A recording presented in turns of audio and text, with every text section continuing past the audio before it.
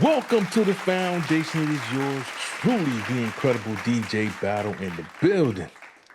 Disclaimer time. Basically letting you guys know that, hey, it's the king in the building. Just going to cover a few topics that took place in between the last show and the current one. I don't want no drama, no BS, no legal issues, because it's for entertainment purposes only. Yeah, so let's take it down to the state of Louisiana, where the Nottoway Plantation, which is one of the South's largest remaining antebellum mansion. As you can see, it had some electrical issues and, burned up. And yes, this building has definitely had a ton of history of being a plantation built by slaves in the mid 1800s. A lot of dark history there. You can only imagine what the reaction was like to descendants of the slaves, when the news came that it burned up. Of course, they were like, let it burn. Like, the roof is on fire. We don't need no water left up. You know the rest. Yeah, they let it burn, man. It burned all the way down. And, the reaction, as you can imagine, folks got memes crazy out there, man. They line dancing, they got boots to the ground. A lot of what we expect. A lot of that history has been swept up under the rug as far as what's taking place. I'm the type of person, I want to know all the history. You know how they try to sweep a lot of that history up under the rug. I know it was a tourist attraction. A lot of folks got married there, or they gave tourism tours of the facility where they go through the cotton history, or the sugar history, or they would just go through the history of the crops that was being picked. They don't talk about the history of, the slavery and the brutal things that taking place in that period of time. I feel like in order for folks to move forward, these type of stories need to be told, where they need to give the whole picture, not just the glorious side of it. Give us the dark side of it too. Yeah, this place burnt down to the ground. I'm pretty sure right now that this home was insured, and I'm pretty sure the payout's gonna be astronomical. I guarantee you. So don't get to celebrating too much, because they can always rebuild. But I'm not gonna hang too much time on this building. On to the next subject. Now, this next situation, man, is very interesting. It's a family out in Sparta, Georgia, that owns 600 acres. It's a lot of land, right? And they had it in the family for damn near over a century. So it's very important and valuable to have ownership of not only property, but especially land. That to me, that's where the true wealth building begins. But it's a shame, because Andersonville Railroad, a railroad company in that area, wants a good chunk of that land, and they want to run the railroad right through it. So it kind of sounds familiar, like any other place that we have, or our people have, whether it's Oscarville, Georgia, which, if you don't know the story, was a thriving black city that was destroyed, and now Lake Lanier's over it.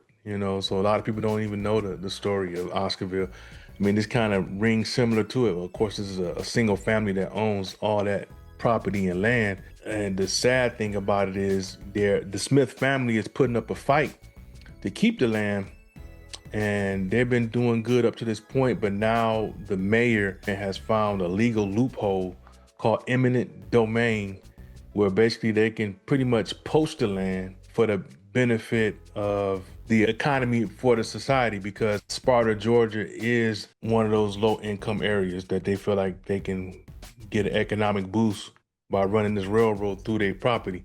So, like the wife said, she said she doesn't feel like it's fair that a place can basically take your land, your place, take it, and tell you what they're gonna do with it, and give you what they feel. Nah. So, you got to really pray for these people. More importantly, figure out how you can support them and help them out. 600 acres, that's a good chunk of land. We'll see how it play out. Man, that's just insane. But on to the next story.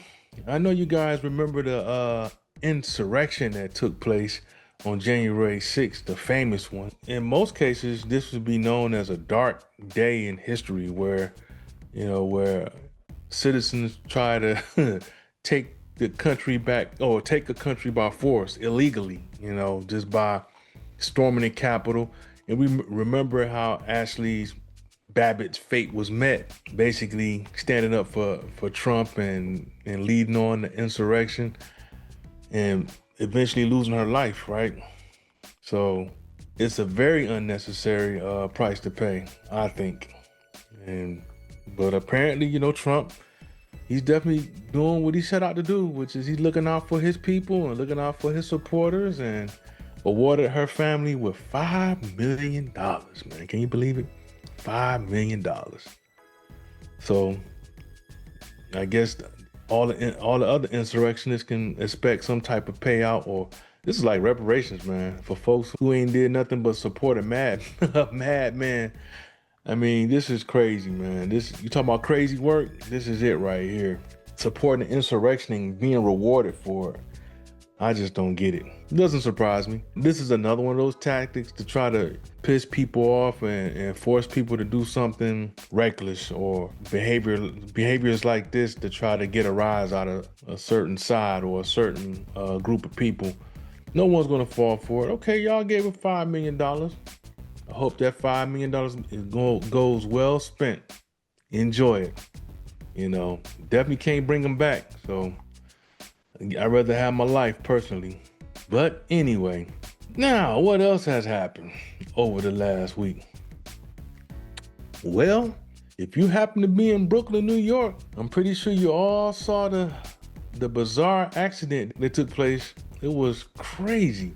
What in the world was the crew thinking of that Mexican ship when knowing good and doggone well that this ship was way too tall to go up under the Brooklyn Bridge? And look how many people standing on top of it, right? I don't know what these folks were thinking when they steered this ship. Pretty tall ship, right? And looks like it's about 30, 40 people that's on this portion of the ship that was too tall to go up under the Brooklyn Bridge. We all saw it play out in real time, right? It got to the bridge. They said it was a power failure with the ship or the steering, and that bad boy went crashing right into the bridge. You see people falling out. Like 2 people died. Many other people got hurt. It was definitely a tragic accident. People were just kind of like in disbelief and shock. The closer the ship got to the bridge, you could see that this was going to be something nasty. It wasn't going to be a good outcome. It was horrible to see. Definitely praying for all the families affected, the loss of the loved ones. And in my opinion, I just think that it was just a poor miscalculation. Like, they actually thought that this ship was going to go through. Because if anything, they should have saw from a great distance that too tall for that bridge and kept going straight. They really thought that they was going to clear it. It's important to know your measurements of not only the structure that you're controlling, but the bridges that you're going to go up under. And like I said, that was a horrible accident. Praying for all the people affected, like I said, and I hope future ships will learn from this situation, right? It's terrible, terrible, terrible. Now, I know y'all guys remember, a few weeks ago where a woman was basically rewarded, is the best way to say it. Her GoFundMe was rewarded for calling a child the N-word, right? And I told you then, I said, what you think was going to be the result? Basically, you was going to start seeing the trend of folks trying to publicly get filmed, calling some kid out their name or a racial slur. And here we go again, down in Currituck County. Oh, goodness. One of my homeboys from there, so I'm like, oh, God. Currituck County, a NC mom yells racial slurs on the bus. She come up on the bus and she cussing out the kids and calling them racial slurs. This could have stemmed from something from her child probably was being bullied or whatever. And I get it. A parent can lose their edge when you mess with their child. But what you don't do is go on the bus and make threats and call racial slurs. I'm pretty sure there's some other ways you can go about it, like go down to the school, address it head on with the administrators and the principal, get a meeting together, kind of demand some action being taken. But what you can't do is take action to your own hands and go on the bus and act in this manner. People filming everything. And as you can see, this is not a good look. So don't be surprised if there's a GoFundMe set up and she get hit off probably with about $1 million, and she can move away and to a better life. It seems to be a good come up, right? Insane. But yeah, just thought I would let y'all know that. That's insane. But other than that, man, we rolling into Memorial Day weekend, and I hope everyone has a safe time while they out celebrating. Be careful out there. The cops gonna be on 10. But I'm definitely gonna salute the families who lost loved ones in the military.